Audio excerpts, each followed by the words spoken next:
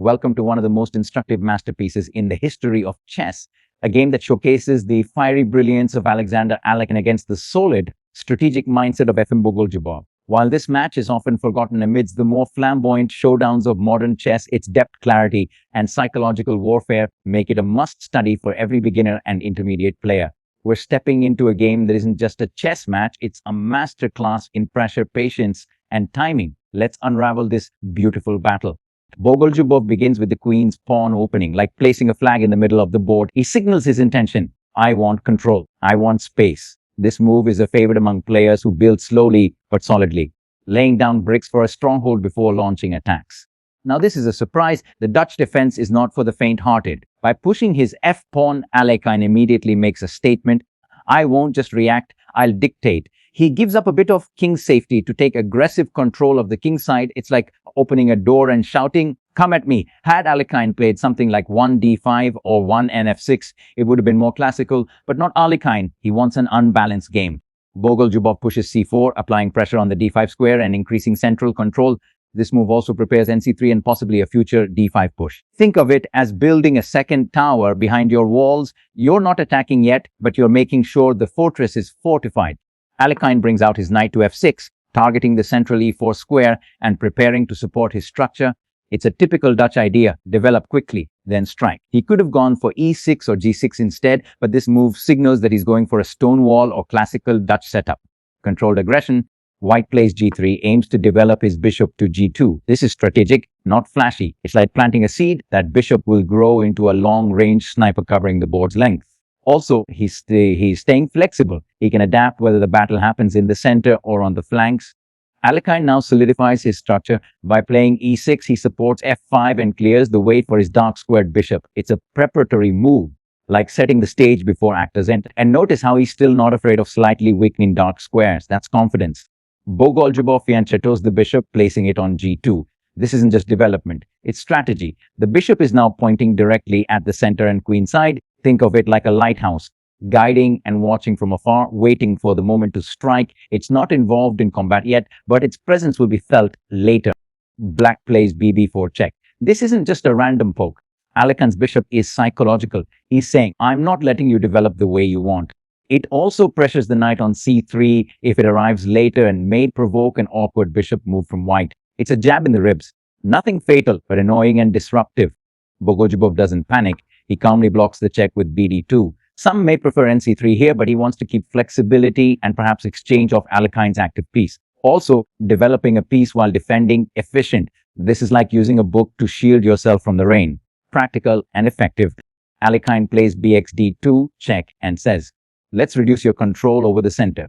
By taking the bishop, he's simplifying the position slightly and removing a key piece from white's defensive setup. But was it necessary? Not exactly. He could have kept the tension, but trading dark squared bishops helps black neutralize white's long diagonal control. It's like sacrificing a soldier to remove your opponent's bodyguard. Bogoljubov now has a knight on d2 that eyes both e4 and f3. It's a central position and it adds to his future flexibility. However, now white's pieces are slightly cramped. He has to find a way to reroute that later, maybe to f3 or b3. Development is happening, but not without a few knots. Alekhine develops a knight on c6, but also signals his battle plan.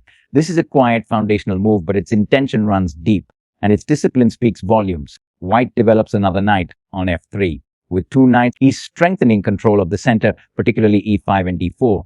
It's like stationing bodyguards around a treasure chest. Bogoljubov being safe, reinforcing rather than rushing. Alekhine castles kingside. This is classic. Alekhine recognizes that the center might open soon. He wants his king out of harm's way. Safety first. He could have tried d6 here, but castling shows he's not rushing. He wants all his pieces ready before striking. The storm is brewing, but he's still tightening his sails. White mirrors. Both kings are now castled. Now both armies are ready. The early phase is over. The kings are tucked away in their fortresses, and the real war will begin. Center versus flank. Patience versus pressure. This is that quiet moment in a movie just before all hell breaks loose. After both sides castle, Alekhine plays d6, and it's a move with deep intent. Alekhine anchors his center, but not to hold, to strike later. Bogoljubov brings out the queen early on b3. It's a provocative move. On the surface, it attacks the b7 pawn, but look deeper. It also pins the knight on f6 indirectly and watches over the central light squares. Think of it like a spy entering the field, watching multiple things at once. But it's also risky. Queens are valuable, and bringing them out early can attract unwanted attention. This is where Alekhine shows his class. He doesn't challenge the queen. Instead, he quietly moves his king to h8. Why? Because he's preparing qh5, a classic idea in the Dutch. He's unpinning his knight and giving his queen the diagonal and slowly setting up an attack on the king side. It's a move that says, I see your queen, but I have bigger plans. Had he played b6 or n5 to directly address qb3, he'd be reacting. But Alekhine wants to lead, not follow. Bogoljubov realizes the queen was exposed on b3. Instead of stubbornly clinging to the pawn idea, he repositions. qc3 is like moving a general to higher ground. Now she eyes the e5 square, the c4 square, and also supports future central activity. It's flexible, quiet but not passive. Alekhine strikes with e5, the middle of the board erupts, and suddenly all the build-up becomes real. He's challenging white's central structure and daring Bogoljubov to take. Because if he does, black's pieces will flow forward with momentum. What if Alekhine had held back? He would have risked white expanding too comfortably. But here, he shows his readiness to change the terrain. Bogoljubov doesn't panic. He resists the temptation to take on e5 and instead plays e3, reinforcing d4 and preparing to meet exchanges with strong central pawns. It's like putting more sandbags on the riverbank. The flood is coming. He just hopes his defenses hold. Yes, a5 might look disconnected, but it's a master move of flexibility. Alekhine is saying, if you stop me in the center, I'll switch to the queen side. He's creating a future landing square on a4. He's preparing for a knight jump or rook lift later. Think of it as a general opening another flank while your eyes are fixed on the main gate. Bogoljubov plays b3, a purely structural decision, a positional move that holds but doesn't threaten. This move might seem confusing to beginners. Why pull the queen to e8? But qe8 is a brilliantly flexible move with a clear purpose. It clears the d8 square for the rook, maybe to go d8 or even swing across later. It prepares for a queen maneuver to h5, g6 or h4. Where Alekhine will launch a kingside assault. It's also a subtle prelude to a pawn storm with e5, f4, and more. Alekhine is saying, I don't need to show you my attack yet, but when I do, it will be precise. White plays a3, perhaps trying to stop black's nb4 idea or preparing b4 to expand. It's not a blunder, but again, it's slow. And against Alekhine, tempo matters. Alekhine wastes no time. qh5 is the first bullet in the chamber. Now threats appear. f4 becomes more dangerous, and g4 and f6 or g4 or even bh3 in the future could land like thunder. And suddenly, h2 is under surveillance. Alekhine isn't just playing a game, he's painting a trap. Bogoljubov sees Alekhine's queen on h5 and senses the danger. He plays h4 to block the typical duck idea of qh5 to f4 push or a knight sacrifice on h2. It's like reinforcing the gate when you hear whispers in the night. But here's the catch, h4 also weakens the kingside light squares. A trade-off between courage and vulnerability. Alekhine doesn't wait.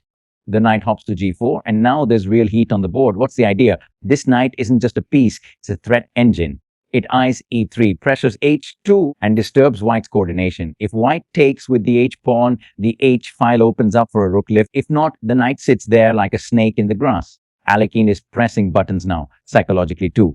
Bogoljubov says, if you to my gates, I will come to yours. Ng5 not only hits the queen and knight indirectly, but also adds a bit of counter threat. There's tension here, like a face-off in a movie where two guns are pointed at each other. But in doing so, white also disconnects some defense from f2 and h2. His coordination is starting to fray. This is vintage Alekhine. Instead of reacting with a direct challenge like h6 to kick away Ng5, he plays bd7, calmly developing, adding queenside support and saying, I don't need to react, I'm in control. Your move. And there's logic here, h6 would weaken g6. Instead, bd7 connects rooks, controls b5, and leaves the tension unresolved. And that's where Alekhine thrives. This is the first sign of Bogoljubov's discomfort. He plays f3 to kick out the g4 knight. But this comes at a cost. It weakens e3 and opens the g-file. It's like opening a window during a storm because you're sweating. Sure, you feel some relief, but now the wind is inside your house.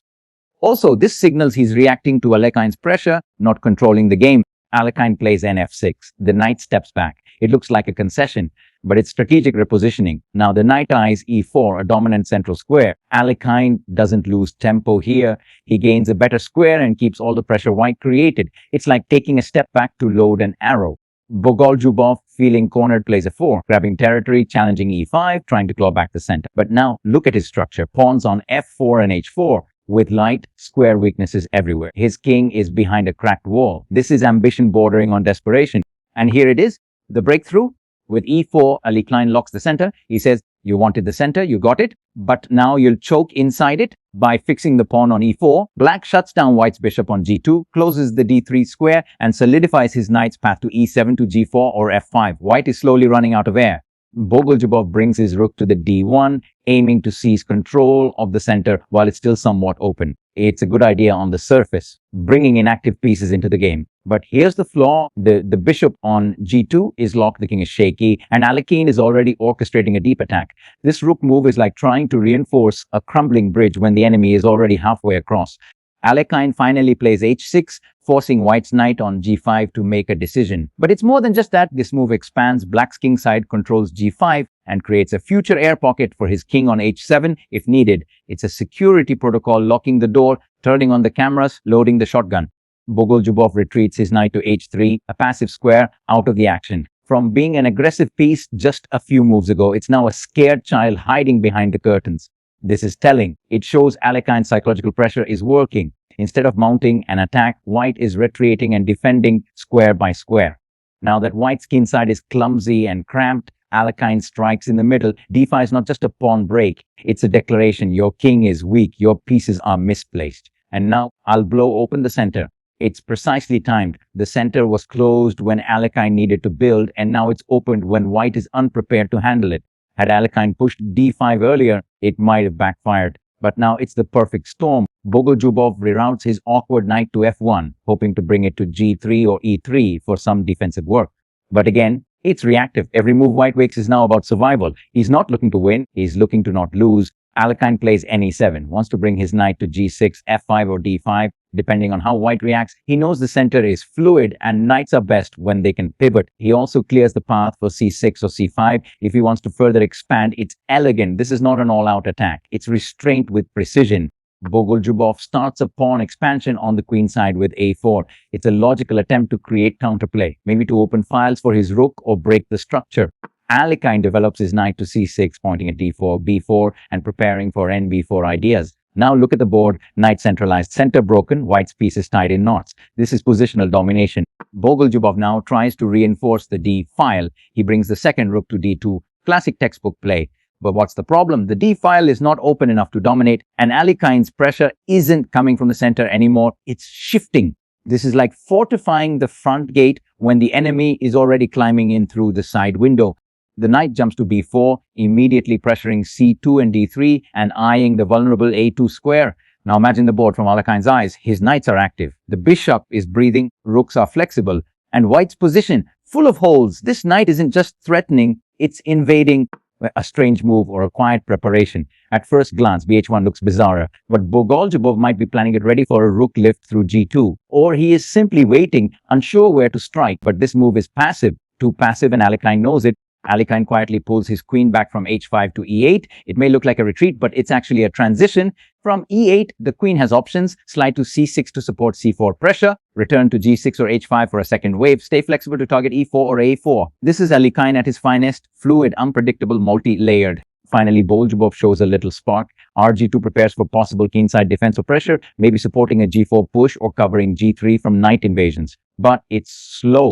Alekhine breaks white structure. And now it begins. By playing dxc4, Alekhine is saying, time to break you apart. By capturing on c4, he opens lines, weakens the queen side, creates targets, and forces white to react. Again, it's like removing the first brick from a dam. You know what's coming next? Bogoljubov takes back the pawn on c4. It's expected, natural, but not effective. His queenside pawn structure now looks like cracked glass. Each file, bca, is exposed, and black's pieces are circling like vultures. With bxa4, Alekhine snatches the a4 pawn and, more importantly, invades. This bishop isn't just a piece, it's now a knife inside white's body. White plays nf2, perhaps dreaming of stopping black's c-pawn push or reinforcing the king side. It's defensive, it's logical, but it's too little, too late. This knight is like a firefighter arriving after the fire has already consumed half the building. Alekhine quietly brings the bishop back from a4 to d7. Wait, why give up a powerful bishop square? Because now it's pointing directly at a4 and c6, clearing the way for the b5 pawn push, or perhaps coordinating with the queen and knight for a deadly combination. This is a positional reload, like a sniper backing up, adjusting aim and waiting to pull the trigger. Bogoljubov tries to bring his knight into the game, maybe aiming at b3, but this move actually blocks his own rook setup on d2. That's the problem with defensive chess. Sometimes your own pieces start stepping on each other's toes. Alekhine strikes again, this time with b5. This is the final queenside pawn break, blowing open the b file and clearing a path for a rook lift, knight jumps, or even queening a pawn. Think of b5 like a battering ram hitting the last door. White can't ignore it, and if he reacts incorrectly, the game collapses. Bogoljubov retreats his knight to d1, hoping to stop the c-pawn from becoming dangerous. But again, his pieces are moving backwards while Alekhine's are surging forward. Here comes the dagger, nd3. Alekhine's knight leaps into enemy territory, targeting f2, a critical weak spot c1, aiming to support pawn promotion, and indirectly the c4 square. It's a monster on d3. The kind of piece that makes opponents lose sleep. Everything Alekhine has built up until now was to allow this moment. Bogoljubov takes on a5, perhaps with a sigh of relief. But that's a trap of false comfort. Yes, it removes as a pawn of black, but in doing so, White's rook is now far from home. Alekhine doesn't hesitate. He pushes b4, thrusting his pawn straight into White's territory. Here's what's happening. The b4 pawn eyes b3, threatens queen on c3 to clear the path for the c2 pawn to be supported, undermining its knight on d2. This isn't just a pawn move. It's the ignition. Bogoljubov takes ra8, possibly trying to simplify and relieve tension. But this move feels like tossing a bucket of water at a wildfire. It delays nothing. Alekhine's grip only gets stronger. Alekhine plays bxc3, and now the c2 square is in view. White has no pawn to stop it, no knight nearby, and the rook is miles away on a deserted file. This is the moment when the crowd would lean forward in their seats. Bogoljubov captures the queen on e8.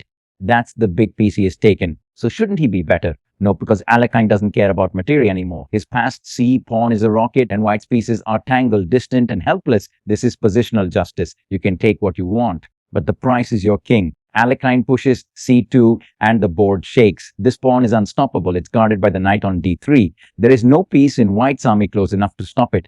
Bogoljubov tries rx f8 check, hoping to distract, delay, create something. It's a check, but not a threat. Alekhine isn't worried. His king is momentarily inconvenienced, but the pawn will still queen in the next breath. He doesn't flinch. kh7. The king walks out of check as if brushing off dust from his shoulder. Now White has no more checks and no more time. At the last second, Bogoljubov plays an f2, saving his knight from black's promotion path. But Alekhine smiles. He was ready for this, not just with tactics, with foresight. The c-pawn, born as a humble soldier, promoted on c1 with check. Alekhine doesn't just win material, he takes control of the tempo. White now has to respond immediately, and his king's safety is gone. The board is broken. Bogoljubov moves knight to f1. This move reflects desperation and a lack of active plans. The knight is now defending, tucked back on f1, which weakens White control of the center and king side. After blocking the check with an f1 by Bogoljubov, Alekhine plays ne1, a quiet, deep move. Bogoljubov moves rh2, probably trying to regroup and challenge black's queen, or even prepare a rook battery. But by now, this is like putting a lock on your door when the enemy is already inside your house. Alekhine calmly takes qxc4, eliminating yet another potential defender and freeing his passed pawn on the b file. He's 2 pawns up, has a passed pawn, and White's army is scattered and broken. This is not just advantage, it's domination. White tries to fight back. A little too late, Bogoljubov plays rb8, eyeing b5 or even e8 in distant dreams. It is an active move, but it's also a distraction. With bb5, Alekhine says, your rook irrelevant. My bishop will hold the queen side while my queen and knight deliver the blow. It's also defensive elegance, covering c4, blocking b5, and completing the puzzle.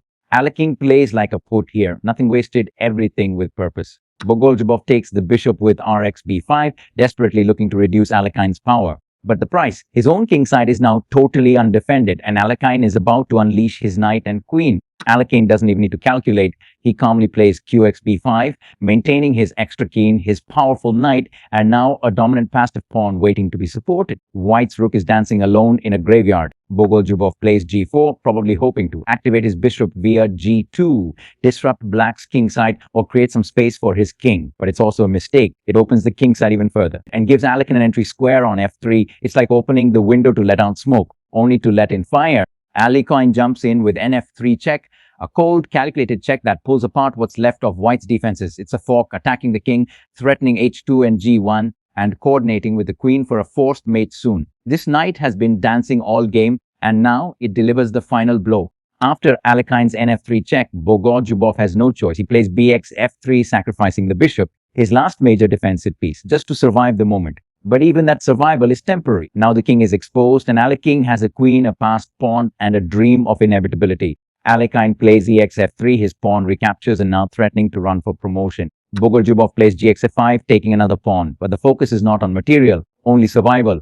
This move is hauntingly calm. The queen slides to e2, no flashy checks, no fire, just total domination. Now she targets f3 again, cutting white's counterplay with e4 and sets up the final mating net. It's like standing silently behind someone, and they suddenly realize they're surrounded. White plays d5. This move is a hopeful attempt to open lines and create distractions.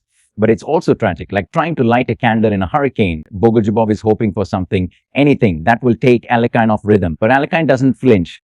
Alekhine plays kg8. King calmly improves. Bogoljubov pushes h5, may dreaming of pushing h6 or opening the king side somehow. But he's just poking a tiger with a stick. There's no coordination between white's rook, pawns, or king. It's all reactionary. He steps up with kh7, placing the king in a safer square, preparing g6 if needed, or just letting white burn time. Alekhine plays with complete detachment, knowing white is running out of moves and hope.